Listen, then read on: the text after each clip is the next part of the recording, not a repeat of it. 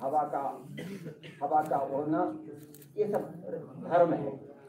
जिस तरह से इनके प्रकृति के तत्वों के धर्म है, वैसे ही हमारा भी धर्म है। उसी धर्म में हमें प्रवर्तित होना है। अगर हम उस धर्म में प्रवर्तित रहेंगे तब फिर इसकी जरूरत नहीं होगी।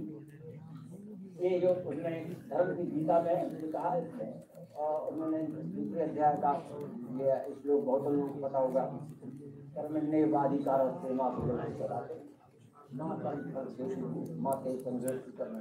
ये हम कर्म पर जोर रहा, अधिकार के स्थान पर कर्म पर जोर रहा, ये गीता कहती है। और ये बहुत महत्वपूर्ण बात है।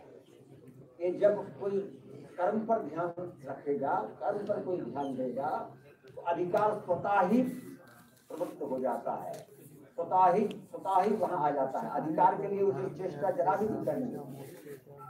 ये जो दूसरे अध्याय का श्लोक बहुत महत्वपूर्ण है।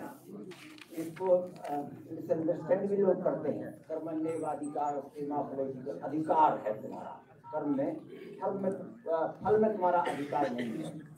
लेकिन ये अधिकार को जो विद्वान है, मनीषी हैं, वो नाना प्रकार से ट्रांसलेट करते हैं। 1968 में महेश योगी के साथ पूरे देश की यात्रा की। 1968 में आप लोगों ने सुना होगा, उनकी गीता की किताब का भी अनुवाद किया। उसमें उन्होंने ये कहा, अधिकार शब्द का एक अर्थ नियंत्रण भी होता है।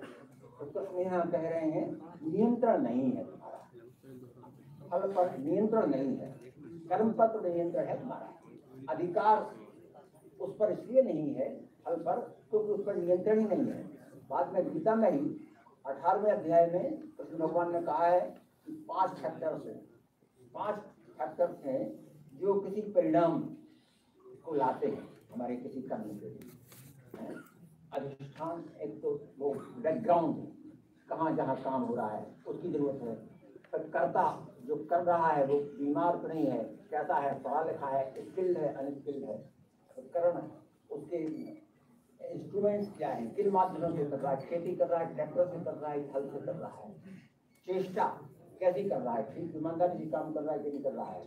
और अंतिम 5 में कहा दही है। इस तरह से 5 तत्व हैं जो परिणाम लाते हैं।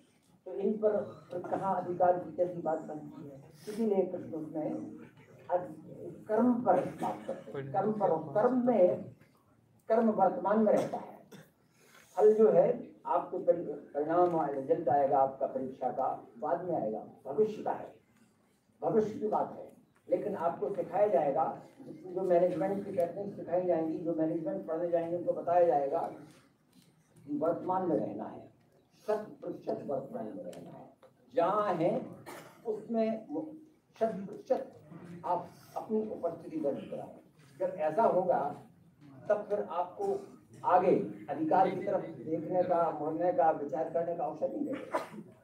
क्योंकि कर्म से हम हटकर जब अधिकार की बात करते हैं, इसका मतलब उस कर्म को पोस्टपोन कर देते हैं, कर्म को टाल देते हैं, जो करना है हमें उसको छोड़ देते हैं। ये जो है, तो इसमें ईमानदारी को हमारी चेष्टा नहीं होता। इसलिए हमारे यहाँ जो कहा गया, आएंगे उस विषय पर आएंगे, ये सब बातें इसमें आई हैं। अब मेरे ख्याल से चले आगे चले हैं,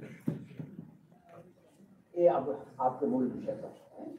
ये जो वियना ये हुआ, अभी चौहान साहब ने सुबह बताया था, first world war, second world war ये हुए। इसके बाद हमारे यहाँ 1945 में ये यूएनओ का गठन हुआ, तो उसमें फिर मानव अधिकारों की बात हुई। वियना एक कॉन्फ्रेंस, इसमें ही कहा गया, और ये हुआ है, सबके अनुभव में है, आज भी होता है। तो चौहान साहब कह भी रहे थे, ये आज भी होता है अधिकारों का। इस तरह से फिर एक अंतर्राष्ट्रीय चेष्टा इसमें हुई, अंतर्राष्ट्रीय स्तर पर विचार हुआ कि ह्यूमन राइट्स के लिए किया जाना चाहिए। और आगे आगे हम विचार बताएंगे, जिस तरह से हमारा 1993 में एक्ट बना, और 2006-2019 में संशोधन हुए, उन पर आगे विचार करेंगे। लेकिन ये इसको लेकर के हमारे यहाँ भी विचार आरंभ हुआ। अगला बढ़ा